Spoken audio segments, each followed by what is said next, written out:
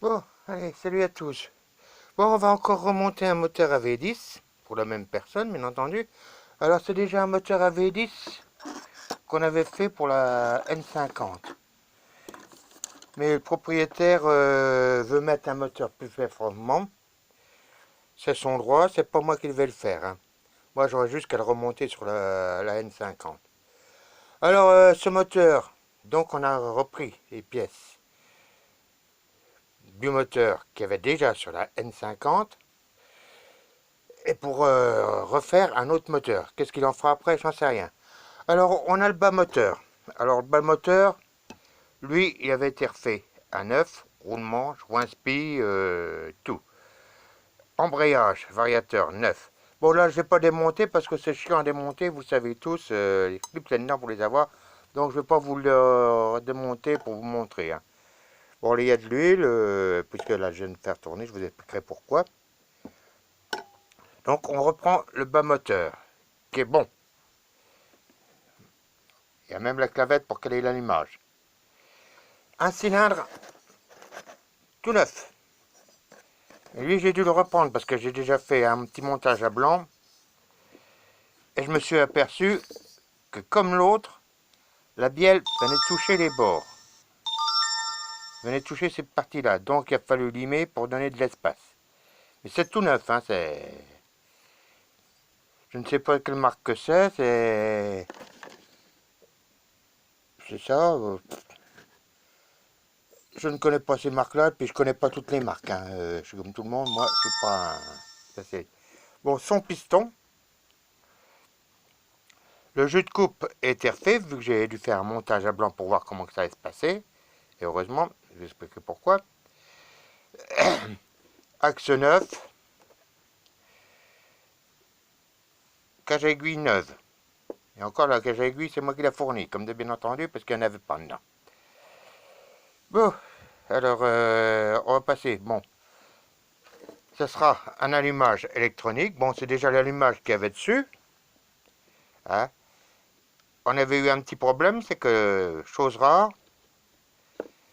le capteur avait cramé.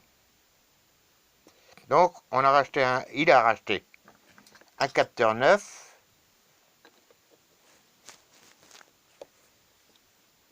Et j'ai eu qu'à le ressouder dessus. Je m'aperçois même que ça, c'est mal mis. Bon, le capteur est tout neuf là-dessus. Une culasse. Alors ça, c'est une culasse à V10. Bon, c'est le diamètre intérieur, la chambre de combustion, est le même, est identique, hein. Bon, la seule chose que j'aime pas trop, c'est que sur le cylindre, ça fait plus petit. Mais bon, c'est acceptable quand même. Ça ne gêne en rien au montage du moteur.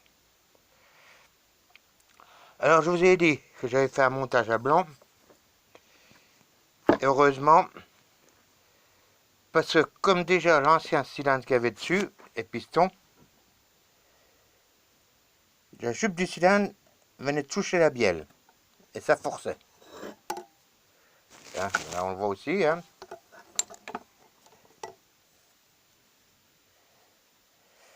Alors ça, c'est assez fréquent, je crois, sur... j'ai vu le broquin à masse pleine. Enfin, c'est même pas une masse pleine, c'est semi-pleine, là, hein. Donc, il a fallu que je reprenne le cylindre.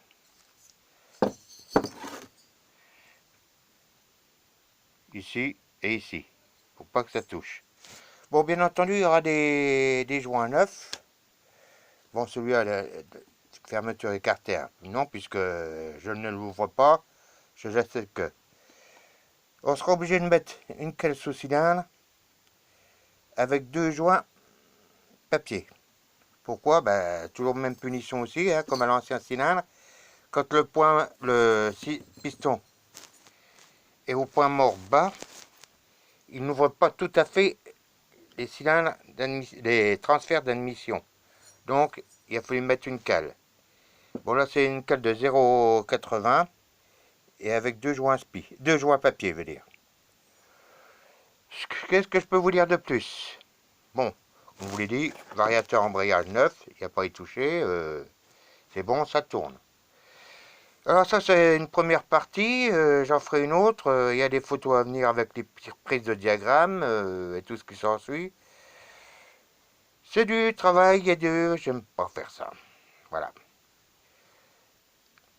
Bon, l'écrou de volant magnétique, je ne sais plus ce qu'elle va mettre, parce que en principe, il me l'a pas fourni.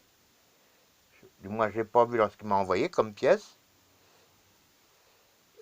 Alors, ça va être encore moi qui va encore me démerder avec ça. Enfin, c'est pas grave, ce sera toujours moi, mais il faudra qu'il m'en renvoie un. Je vais lui en mettre un, mais bon, il me le renverra. Bon, ceci dit, j'ai plus grand chose à dire, hein. Bon, il y aura une vidéo, il y aura les photos. Alors disons que c'est la partie 1, ça c'est la présentation des pièces, hein. Alors que, oui, c'est particulier ce piston-là que j'ai remarqué.